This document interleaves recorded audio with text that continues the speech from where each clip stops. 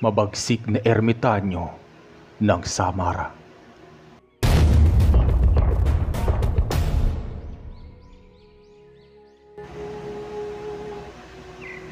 Hindi masamang manghinala, lalo pat totoo ang mga kutob natin sa maling ginagawa ng ibang tao sa ating kapwa. Magandang araw sa iyo, Mr. Narrator, at sa mga nakikinig. Ako po si Lucio. At ang kwento pong ibabahagi sa inyo ay personal ko pong karanasan noong naninirahan pa ako sa aming baryo sa bahaging Samara.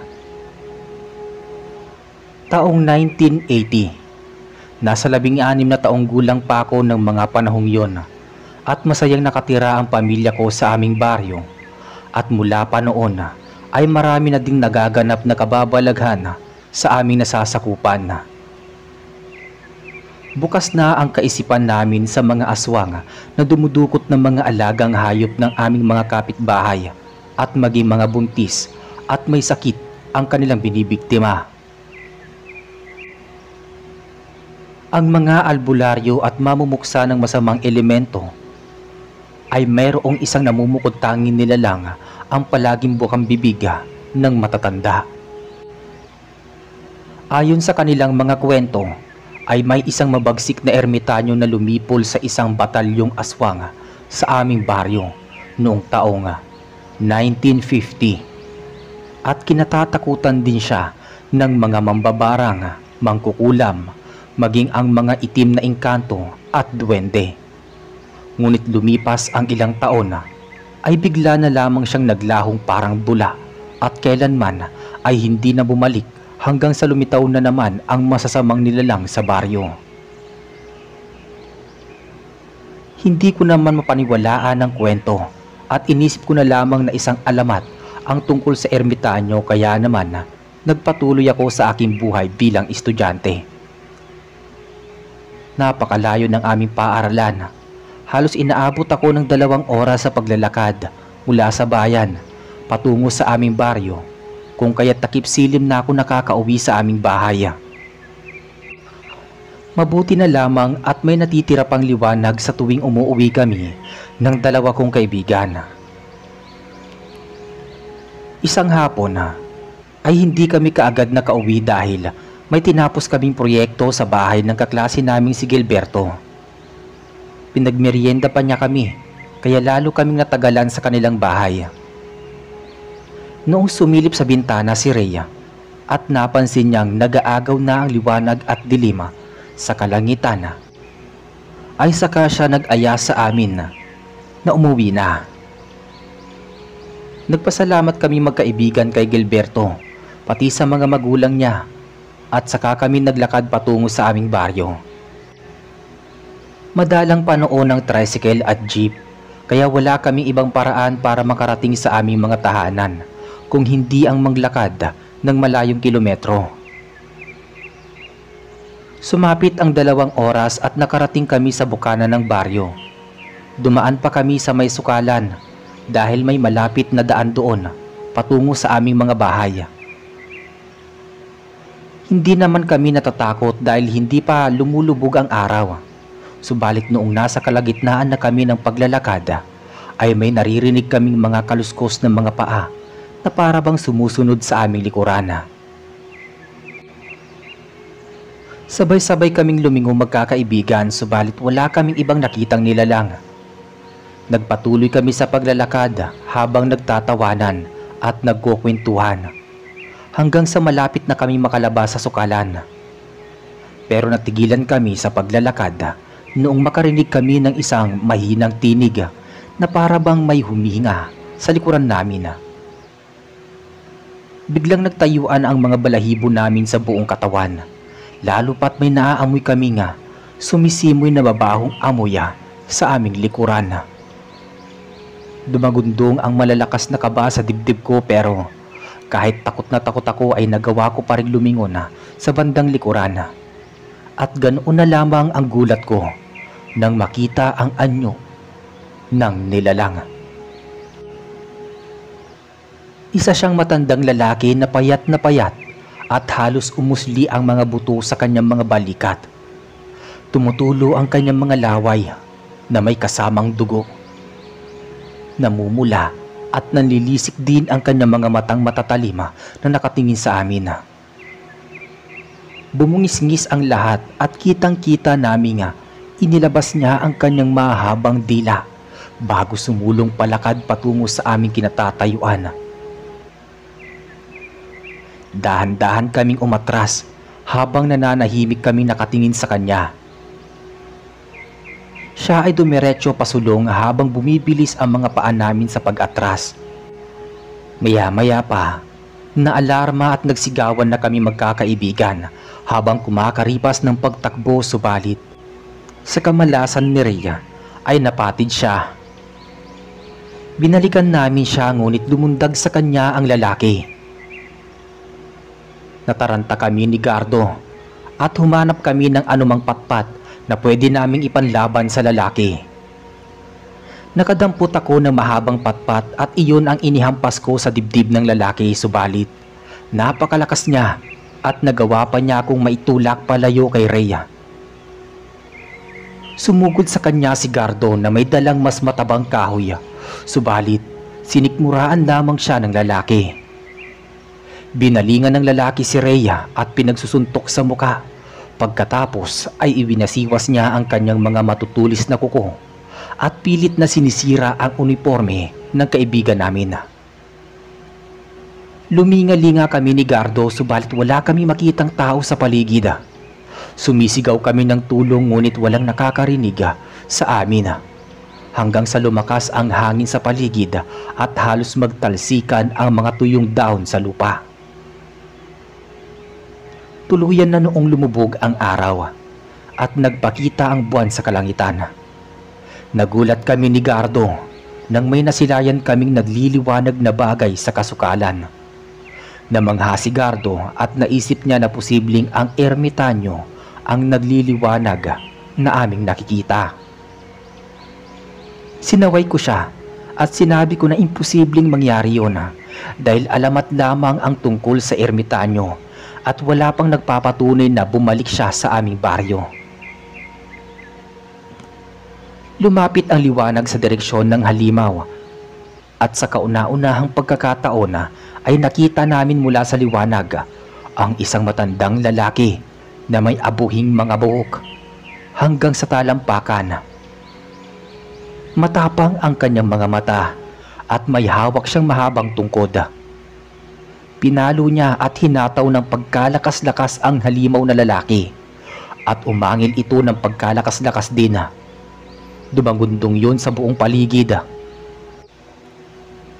Tila kaya niyang maparalisa ang katawan ng halimaw na nananakit kay Rhea. Lumipas ang ilang minuto ay nabitawan niya si Rhea at nakita naming umusok ang kanyang mga braso at kamay. Nagpatuloy ang matandang lalaki sa paghataw sa halimaw na lalaki hanggang sa masunog at mag-usok ang kanyang buong katawan at bumulagta siya sa lupa. Tumakbo sa direksyon namin si Rhea at nagimbal kaming tatlo sa husay at kagilagilalas na ginawa ng matandang lalaki. Tinanong namin siya kung siya na nga ba ang ermitanyong matagal na nawawala. At tumugon siya sa amin. Inamin niya na siya ang ermitanyo at nagngangalan siyang Demetrius na naninirahan sa kabundukan. Nagawa niyang magpakitang muli dahil nakaramdam siya ng panganib at nahabag siya sa aming magkakaibigan. Alam niyang kailangan namin ng tulong at alam niyang mga malilinis ang aming mga konsensya kung kaya't muli siyang nagbalik at tumulong sa mga nangangailangan. Nagkatinginan kami magkakaibigan at hindi makapagsalita. Bago pa umalis ang ermitanyo, ay binilinan niya kaming mag-iingat at huwag basta-basta dumadaan sa mga delikadong lugar kapag sumasapit ang gabi, at pagkatapos noon ay naglaho na lamang siyang parang bula sa aming mga paningin. Kinain ko na lamang lahat ng mga sinabi ko. Nakita ko mismo ang ermitanyo at hindi alamat ang kanyang presensya. Lumakad na kami magkakaibigan at nangako kami sa isa't isa na wala na kaming pagsasabihan ng aming mga nakita sa takot na hindi kami paniwalaan ng mga residente. Naging normal naman lahat ng mga nangyari sa mga sumunod na araw hanggang sa may kumalat na namang mga balita na talamak ang pagkawala ng mga kadalagahan at kabinataan sa aming baryo. May ilan pa kami natagpo ang mga bangkay ng mga kabinataang palutang-lutang sa sapa at ilog na may mga kalmot at hiwa sa leeg habang butas ang mga dibdib. May mga bangkay din ng kadalagahan na wala ng dugo at mga natagpuang hubot-hubad at pinaniniwala ang mga ginahasa. Naisipan ng kapitan at mga tanod sa aming baryo na may gumagalang mga adik at mamamatay tao, kaya pinag-iingat ang lahat. Humigpit ang seguridad at pinagbawalan na ang lahat ng mga residente, estudyante at kabataan na magpagabi sa pag-uwi. Kaya naman parati kaming magkakasabay ng aking dalawang kapatid na sina Eva at Julian na halos kasunod ko lamang sa sekundarya. Hindi na kami nagpaabot ng takip silim sa daan simula noon. At kung may proyekto man kami, ay pinipilit naming magawa tuwing umaga upang maiwasan ang pag-uwi sa gabi. Inabot kami ng 1 buwan sa ganoong sistema. At kahit nakakapagod at nakakasawa, ay wala kami nagawa kung hindi sumunod sa patakaran sa aming baryo. Hindi na rin natuloy ang pag-akyat ng panliligaw ni Rhea sa tagabayan niyang nililigawan sa takot na gabihin sa daan. Hindi nagtagal at may naging bago kaming kaklase na nagngangalang Leandra na talaga namang kabigha-bighani at maganda ang hugis ng kanyang katawan. Maraming mga kaklase namin ang nagkakagusto sa kanya at gayon din si Gardo. Subalit, sa unang tingin ko pa lang kay Leandra ay mukha siyang malandi at hindi mapagkakatiwalaan. Kung sino-sinong mga lalaki ang nakakasama niya at sa palagay ko pa ay mahilig lamang siyang makipaglaro at hindi siya marunong magseryoso sa pag-ibig. Kaya pilit naming pinaiwas si Gardo, ngunit matigas ang kanyang ulo at mukhang nabubulag-bulagan lamang siya sa kagandahan ni Leandra. Inakala ko na kay Gardo lamang kami na problema. At nagkamali pala kami. Minsan ko nahuling may kahawak kami na kaklase si Eva at noong kinumpronta ko silang dalawa ay bigla silang naghiwalay. Tinanong ko si Eva kung may kasintahan na siya, subalit mabilis niya iyong binabulaanan at ipinakilala niya sa akin ang bago niyang kamag-aral na si Joaquin na buhat sa Ilocos. Sa unang pagkakakilala namin ni Joaquin ay naramdaman ko na kumukulo ang dugo ko sa kanya at mabigat ang loob ko sa hindi malamang kadahilanan. Nagkunwari akong masayang nakilala ko siya at itinago ko ang kakaiba kong nararamdaman sa kanya. Pinalagpas ko ang mga sandaling yon at hindi ko sinumbong sa aming mga magulang ang tungkol kay Joaquin dahil malaki pa rin ang tiwala ko kay Eva na hindi niya kami bibiguin at magtatapos siya ng pag-aaral bago siya magkaroon ng kasintahan. Lumipas ang mga araw at patuloy na ang sunod-sunod na pagkamatay ng mga kabataan at ang masaklap pa ay napatay pa ang isa naming kaibigan na si Gaspar at natagpuan na lamang siya sa kasukalan na butas ang dibdib at nakaluwa ang mga mata. Hindi namin malaman kung kagagawan ba iyon ng adik o halimaw. Napakabilis nitong pumatay at kahit magronda gabi-gabi ang mga opisyal ay wala silang mahuling salarin sa aming baryo. Kaso sa pagtagal ng mga araw ay masama na ang kutob namin ni Rhea dahil nabalitahan naming napatay ang isa namang estudyante sa aming paaralan at nakilala namin siya bilang si Fabian na dating manliligaw ni Leandra.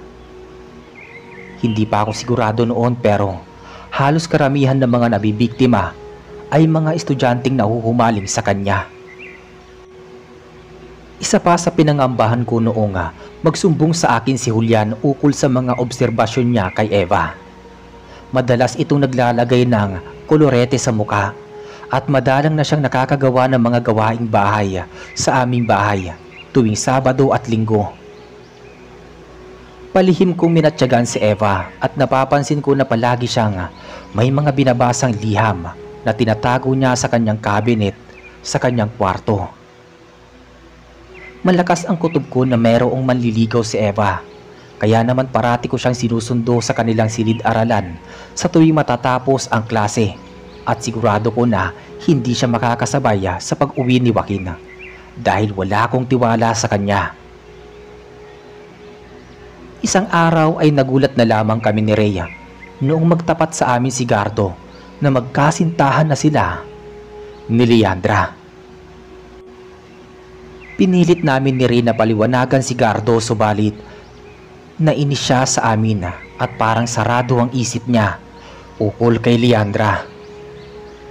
Simula noon ay hindi na siya sumasama sa amin at umiiwas siya sa tuwing lumalapit kami sa kanya. Mas pinipili pa niyang sumama kay Leandra kaysa sa amin, kaya nagsawa na din kami sa pagkausap sa kanya. Pero inobserbahan at sinusundan namin siya sa tuwing papauwi na siya sa baryo. Subalit bigla na lamang silang naglalahong parang bula ni Leandra at hindi namin alam ni Rhea kung saan sila patungo. Isang hapon, magkasama kaming umuwi ni Rhea at hindi ko nakasabay sa pag-uwi si Eva dahil kasama niya ang mga kaibigan niyang sina Lucilia at Rosana. At nangako siya na ihahatid sa aming bahay ang kapatid ko. Medyo malayo-layo pa kami sa aming baryo nang mapadaan kami sa kakahuyan at hinabol kami ng dalawang malalaking asong naglalaway. Nagpupumilit kaming manlaban ni Rhea noong pinaikutan kami at kamuntik kagatin ng mga aso. Hindi namin inaasahan na lumitaw na naman ang matandang ermitanyo at ginamit niya ang mahaba niyang tungkod. Hinampas niya ang dalawang malalaking aso at tila na kuryente ang mga to. Kumaripas ng takbo ang mga aso habang kumakahol sila papalayo sa aming direksyon. Hinarap kami ng ermitanyo at may binigay siya sa aming sundang at punyal. Ipinagkaloob niya sa akin ang sundang, samantalang ang punyal ay hinandog niya kay Rhea. Batay sa ermitanyo, ibinibigay niya sa amin ang kanyang mahihiwagang sandata, kalakip ang mga orasyon dahil alam niyang may busilak kaming kalooban at tapang na kayang magpataob sa kasamaan at kampo ng kadiliman sa aming baryo. May itinuro din siya sa aming dasal na magagamit namin bilang proteksyon sa mga palipad hangin at ilusyon ng mga aswang at masasamang elemento. Basta, maniwala lamang kami sa aming mga sarili. Walang imposible. Nagpasalamat kami sa ermitanyo at katulad ng dati ay wala man lamang siyang paalam na naglaho sa aming mga paningin. Itinago namin ang mga sandata sa paningin ng aming mga pamilya at nagmatsyag kami sa pagbabago sa araw. Subalit patuloy pa rin ang patayan at pagkawala ng mga kabataan. Kahina-hinala na din ang mga nakikita ko kay Leandra. Kaso ay patuloy pa rin umiiwas sa amin ni Rhea, si Gardo. At nagtetengang kawali siya sa tuwing nababanggit namin si Leandra. Mukhang imposible pa naman namin siyang mabawi dito. At mukhang nabilog na ni Leandra ang ulo ni Gardo. Sinubukan namin kausapin ang mga magulang ni Gardo, subalit wala pala silang kaalam-alam na meron na pala itong nobya. Wala itong nababanggit ukol kay Leandra, kaya nag-alala sila na posibleng maging kalagayan nito. Nung ipaalam namin sa mga magulang ni Gardo ang tungkol kay Leandra, ay lalong nagalit sa amin ni Rhea, si Gardo, at tuluyan na siyang kumalas sa pagkakaibigan namin. Inis na inis ako lalo pat nakita ko sa isang tabi si Leandra na palihim na nakabungis-ngis sa amin at tuwang-tuwa sa kanyang tagumpay na plano kay Gardo. Naisip ko na posibleng ginayuma niya ang kaibigan namin na kung kaya't ganoon na lamang ang pagkahumaling nito sa kanya. Umisip kami ng paraan ni Rhea upang matulungan si Gardo na makawala kay Leandra. Ngunit sadyang mapaglaro ang tadhana at talagang hindi ko pa inaasahan ang mga kasunod kong nasaksihan. Sumapit ang hapon ay nagtungo ako sa silid-aralan ni Eva at nahuli ko sila ni Joaquin na magkausap. Hinahalikan pa siya nito sa kamay bago nagpaalam sa kanya. Hindi ako kaagad napansin ni Eva kaya hindi siya nagulat noong lumapit ako sa kanya at eksaktong nakaalis na si Joaquin. Nagpatay mali siya ako at tumahimik ako buhat sa aking mga nakita. Napansin naman ni Rhea ang pagbabago ng aking ekspresyon kaya pinili na lamang din niyang tumahimik. Noong bandang malapit na kami ni Eva sa aming bahay ay nagpaalam na si Rhea dahil nasumpungan na niya ang kanilang bahay. Maya-maya ay pasimple kong tinanong si Eva kung ano ang tunay na estado ng relasyon nila ni Joaquin. At nagulat ako nang pagtaasan niya ako ng boses at nagmamaktol siyang pumasok sa loob ng bahay namin. Pinangaralan ko siya pero lalo siyang nagmatigas sa akin. Mataas na parehas ang mga boses namin kaya narinig ng mga magulang namin ang mga tinig namin. Patuloy siya sa pagmamatigas at pagsasalita ng masasakit sa akin. Kaya naman kamuntik ko na siyang mapagbuhatan ng kamay. Sa matindi niyang takot, posible kong gawin sa kanya ay humagulgol siya sa pag-iyak hanggang sa ipagtapat niya sa amin na magkasintahan na sila ni Joaquin. Doon sumiklab ang galit ng tatay namin at siya mismo ang sumampal kay Eva. Binulyawan niya ito at sinumbatan na lalo nga. Nagpasiklab ng pag-iyak ni Eva. Inawat naman ni Nanay Esmeralda si Tatay Menard. Kaya lang, umalis si Eva at dire-diretso siyang pumasok sa kanyang silid at nagsarado ng pinto.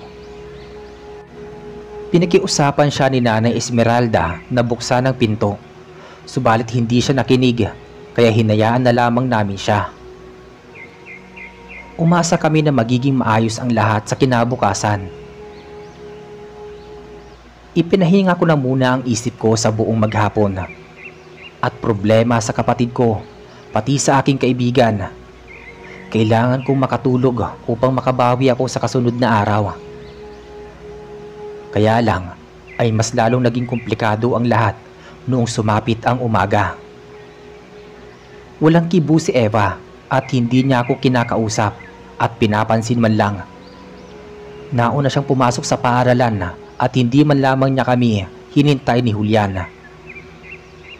Medyo hindi maganda ang pakiramdam ko noon na para bang may masamang nangyari. Kaya nagdesisyon ako nga baunin ang sundang at ilagay sa malaking bayong upang hindi mapagkamalang sandata. Hinayaan ko na lamang si Eva at alam ko na kailangan namin magpalamig ng tensyon na naganap ng nakaraang gabi. Pumasok na ako sa silid-aralan at nakinig sa panibagong aralin namin sa aming guro. Lumipas ang maghapon at hindi pa rin namin magawang kausapin si Gardo. At dahil binabakuran naman siya ni Leandra at talagang gusto niyang masira ang pagkakaibigan namin. Kamuntik na akong hindi makapagpigil. Mabuti na lamang at napigilan ako ni Rhea. Kung hindi, ay nasaktan ko na ng pisikal si Leandra. Malapit na noong mag-alas 4 kaya nagmamadali akong nagtungo sa silid-aralan ni Eva para siya ay sunduin. Subalit nabigo ako. Nang maabutan ko ang kaklase niyang si Rina at nabanggit niya sa akin na kasama ni Joaquin si Eva at mukhang ihahatid niya ito pag uwi. Tinanong ko kay Rina kung saan nakatira si Joaquin, ngunit wala siyang ibinigay sa aking impormasyon. Hindi rin niya alam kung saan nakatira ang bago niyang kamag-aral. Hindi na ako nag-aksaya ng panahon at umalis na kami ni Ray sa paaralan. Habang naglalakad kami, ay nabanggit niya sa akin na umiinit ang punyal na binaon niya sa loob ng kanyang sisidlan at pakiramdam niya ay masama ang sinyalis noon. Hindi ko rin alam ang ibig sabihin ng pag-init ng punyal, subalit kung masama man ang babala noon ay kailangan namin mag-ingat at maging mapanuri kami sa aming paligid. Hindi kami dumiretso sa pag-uwi sa baryo at dumaan na muna kami sa bahay ng mga kaibigan ni Eva. At naabutan namin silang kauuwi lang sa kanilang bahay. Nabanggit nila na matagal nang magkasintahan sina Eva at Joaquin, kaso ay hindi nila iyon na maipaalam sa ibang tao dahil sa takot na malaman ng pamilya namin.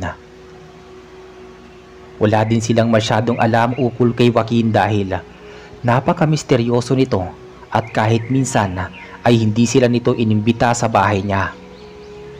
Lalong lumakas ang hinala ko na masamang tao si Joaquin at hindi ko talaga siya mapagkakatiwalaan para sa kapatid ko.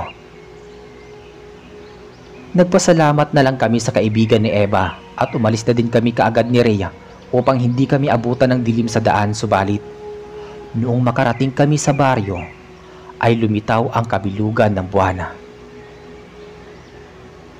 Hindi kami dumaan sa kasukalan kahit napakalapit lamang noon patungo sa aming bahay, pero napuno kami ng kuryosidad nang makarinig kami ng sumisigaw sa kasukalan. Tinig iyon ng babae at pamilyar sa akin ang boses, kaya kinuha ko sa aking malaking bag ang sundang, habang si Ray naman ay kinuha sa loob ng bag niya ang punyal, at kumaripas kami ng takbo papasok sa kasukalan. Hinanap namin ang pinagmumulan ng tinig hanggang sa makita namin sa mapunong lugar si Eva na nakahiga sa lupa at nanlalaban sa isang lalaki na nakaibabaw sa kanya. Napakahaba ng dila nito na nakapulupot sa leeg ng kapatid ko at balak pa niya itong sakalin. Nagimbal ako pero mas namayani sa akin ang galit. Sinigawan ko ang lalaki at sumugod kami ni Ray sa kanya. Binato ko siya ng malaking bato at hustong tumama iyon sa kanyang ulo. Galit na galit siyang umangil at inalis ang pagkakasakal sa leeg ni Eva. Umatake siya sa amin at napagtanto ko na isa siyang agitot at balak niyang gahasain ang kapatid ko. Marahil ay isa siya sa sospek sa lahat ng pagkamatay ng mga kababaihang birhen sa aming baryo. Pinagtulungan namin siya ni Rhea at ginamitan ng orasyon upang mapudiran ang paligid. Bumagal ang agitot sa pagkilos kaya mabilis namin siyang nasaksak sa maselang bahagi ng kanyang katawan. Bumagsak siya at duguan sa lupa at hinayaan na lang namin siyang nakasadlak sa lupa dahil alam namin ni Rhea na hindi magtatagal ay babawian na din siya ng buhay. Dali-dali kong tinulungan makabangon si Eva at pagkatapos niyang makatayo ng maayos ay niyakap ko siya ng mahigpit at humingi siya ng tawad sa lahat ng mga nagawa niyang kasalanan sa akin, pati sa pamilya namin. Magsasalita na sana ako nang biglang maalintana ang aming pag-uusap. Noong marinig na naman namin ni Rhea ang panibagong sigaw at sa pagkakataong iyon ay si Gardo naman ang naririnig namin sa di kalayuan. Magkakasama kaming tatlo at hinanap namin si Gardo hanggang sa may natanaw kami isang nagliliwanag na direksyon sa may kanang bahagi ng kasukalan. Nagmamadali kaming nagtungo doon at inabutan namin ng ermitanyong si Lolo Demetrius na nakikipaglaban kay Leandra na noon ay nasa anyo ng pagiging mandurugo. Napasulyap kami sa isang puno at nakita namin si Gardo na nakasandal sa puno ng nyog na may mga kalmot sa muka, braso, kamay at binti. Nilapitan namin siya at nagtangka kaming tumulong sa ermitanyo, subalit mabilis na nitong hinatulan si Leandra. Bumagsak sa lupa si Leandra na nanginginig ang buong katawan habang nasusunog ang buo nitong katawan. Tumirik ang kanyang mga mata at bumula ang bibig. Pagkatapos ay nalagutan siya ng hininga. Sa mga sandaling iyon ay lumingon sa amin ng ermitanyo at hanga siya sa ipinakita naming tapang ni Rhea sa pakikipaglaban sa agitot. Lumapit siya kay Gardo at hinawakan ang mga kamay nito. Pagkatapos ay umusal siya ng orasyon na naging daan upang mawala ang mga sugat at kalmot sa katawan ni Gardo. Tila isang mahika ang naganap, kahit si Eva ay namilog ang mga mata sa mga nakita niya. Sa ikatlong pagkakataon ay nagpasalamat kami ni Ray sa pagtulong sa amin ng mahiwagang ermitanyo. Hindi rin nagpahuli si Gardo sa pagpapasalamat din dito at binalingan pa niya kami para magsisi at humingi ng kapatawaran sa mga nagawa niyang pag-iwan sa amin ni Rhea. Masyado siyang nakampante kay Leandra at hindi man lamang niya kinwestiyon ang pagkatao nito. Mas pinili niyang sumama dito kaysa pahalagahan ang pagkakaibigan namin. Pinatawad namin siya at pinayuhan na sa susunod ay pumili ng matinong babae. Iyong kayang mahalin siya ng walang kapalit at wala siyang maraming karibala. Isang babae na may malinis na puso at mabuting pag-uugali na pwede niyang maipagmalaki sa kanyang pamilya at hindi siya ilalayo sa kanyang mga kaibigan. Nagyakap-yakap kami at doon ko muling naramdaman ang aming tunay na pagkakaibigan. Sa mga oras na yon ay ngumiti sa amin ng ermitanyo. Nasabi niya sa amin na sa oras ng sakuna o panganib ay palagi siyang darating upang tulungan kami. Kabilin-bilin niya sa amin na gumawa ng mabuti at magtulungan upang masugpo ang kasamaan at pagkatapos noon ay unti-unti nang naglaho at sumama siya sa hangin. Naisipang namin bumalik sa lugar na kinaroroonan ng agitot at alamin kung nagtugumpay kami ni Rhea na mapatay ito. Nakita namin na nakahandusay ang bangkay ng agitot at nagmantsa sa buong katawan nito ang natuyong dugo. Sumilay ang mga ngiti sa aming mga labi dahil napatay namin ang salot at nagdadala ng peste sa aming baryo. Wala nang mapapatay ng mga kadalagahan at kabinataan kung kaya't nilisan na namin ang kasukalan at dumiretso kami sa aming bahay. Patuloy ko pa rin itinago sa paningin ng aking mga magulang ang sundang. Kahit ay nalaman na ni Eva ay hindi niya iyon ipinagtapat sa aming mga magulang bilang pagrespeto niya sa akin. Bumalik kami sa mapayapang pamumuhay at masaya ako dahil naibalik na din sa pagiging ordinaryong estudyante si Eva at Gardo. Kumalat sa aming paaralan ng mga aswang sina Joaquin at Leandra, pero walang nakakaalam kung sino ang mga nakapatay sa kanila, at sa kabila noon ay nagbunyi ang mga estudyante dahil sa wakas ay natapos na ang paghahasik ng lagima ng mga aswang sa mga kabataan. Subalit ilang linggo pa lang ang lumipas ay may dumating na namang panganib sa aming baryo. May mga buntis namang pinipeste ng mga manananggal at lubos iyong pinangangambahan ng mga ina, kung kaya't napilitan ang bawat pamilya na maglagay ng mga pangontra sa loob at labas ng kanilang mga bahay. Hanggang sa dumating ang isang gabi at may nakita ang isa naming kapitbahay na si Chidolfo na manananggal sa bubong ng bahay nila. Kumuha siya ng buntot pagi at umakyat sa bubong, subalit mabilis na nakalipad ang kalahating katawan ng manananggala. At bago pa ito makalayo ay buong tapang akong lumabas sa aming bahay, dala ang sundang, asin at kalamansi. Sinundan ako ng aking ama, pati ng iba pang mga kalalakihan. Nagtungo ako sa kakahuyan at doon ko nakita ang pang-ibabang katawan ng manananggala. Binudburan ko iyon ng asin at pinatakan ng katas ng kalamansi. Walang ano-ano ay narinig ko ang pag-angil ng manananggala at nakita ko na papalapit ito sa aking direksyon. Inihanda ko ang aking sarili, subalit biglang nagliwanag ang paligid at humarang sa harapan ko ang ermitanyo. Husto namang dumating ang mga kalalakihan at nakita nila ang pakikipagtuos ng ermitanyo sa manananggala. Halos sumabog ang kalahating katawan ng manananggal noong mabudburan ko ng asin at kalamansi, at nakipagtagisan ng lakas at tapang ang ermitanyo hanggang sa matalo sa laban ang manananggala. Naggutay-gutay at nagkapira-piraso ang katawan nito. Matapos ang labanang iyon ay kinausap ng ermitanyo ang mga kalalakihan na palakasin ang mga sarili at huwag umasa sa kanyang pagbabalik dahil ang tunay na kaligtasan ay nakakuha sa kabutihan ng kalooban na kayang tumalo sa anumang uri ng kasamaan. Tumalima ang mga kalalakihan kasama ang tatay ko at lumuhod siya sa ermitanyo bago pa ito tuluyang maglaho. Simula noong gabing yun ay kumalat sa baryo ang pagbabalik ng ermitanyo. Subalit dumalang na rin ang pagpapakita niya sa amin sa tuwing may panganib. Nakatulong ang mga sandata namin ni Rhea sa pagsugpo sa masasamang elemento na gumagambala sa aming baryo.